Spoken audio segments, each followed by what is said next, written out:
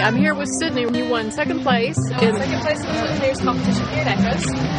And I've been working a lot, not only with the standard Native American flutes, but with also the Hopi and Soft flutes, the rainbow and soft flutes. I've been playing the flute since I was 7 years old, and I'm currently 18.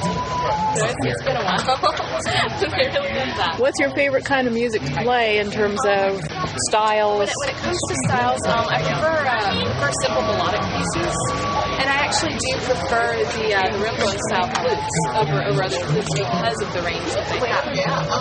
And I've been working a lot with Miss Jan Seid. She's actually from the Baltimore area, and she plays the Hopi and Soft flutes as well. She's kind of who I've been following the footsteps of.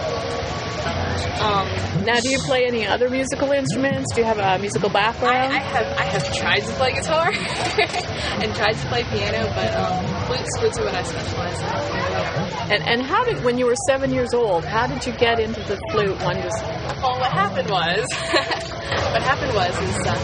I've always traveled in the Native American circuit, the Native American festivals, powwows, dancing, drumming, things like that. And I used to dance when I was a little kid. And a few of my friends were flute players and things like that, and I kind of picked it up from them a little bit as it goes. But when I was 12, I broke my ankle, and I couldn't dance anymore. And so I started playing flutes more and more, and that's how that all developed. So. And you just picked it up and could play? I just kind of ran with it, and I've always loved it, and I've loved it ever since. So now you're here with Wild Sage Jewelry. Yeah, that's my parents, and I work with them. I work with them full time. Okay. On the road 42 weeks a year, so it's a long. So they let you out from selling jewelry and so to go perform. This festival, she's allowed to wander as much as she chooses. She did well. We just loved her playing in the competition. So.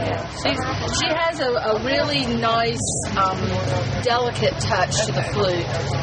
She plays very melodic and oh gosh, a very emotional player. And, you know, we were cheering for you, too, because you were one of the few women. You were the only woman up there playing. I was the only woman in the main competition, and the alternate. They always select an alternate out of the players when they get their submissions. And the alternate was also a female, and she was signed in here yesterday. She's around here somewhere. I haven't met her yet. So I'm really curious. I'd like to meet her if she's still out here. Great. So I'm intrigued by other female players because for such a long time it was such a taboo. And being one of the few female players that's really gotten to know everybody and is well accepted, it's very interesting. And it's kind of funny because a lot of people see the range that the female flute players now bring from a different perspective, and it's very different.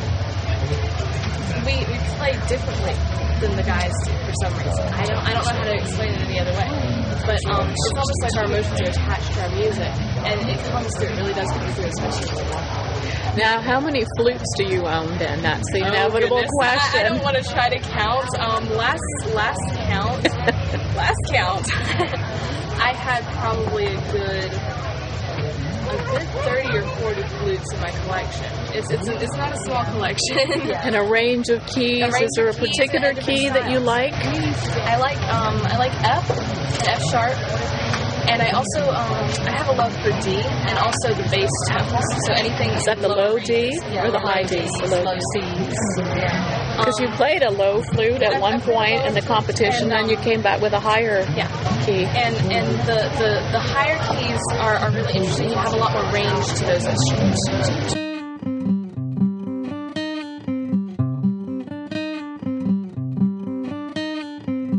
That was Sydney Mitchell from Musical Echoes 2011.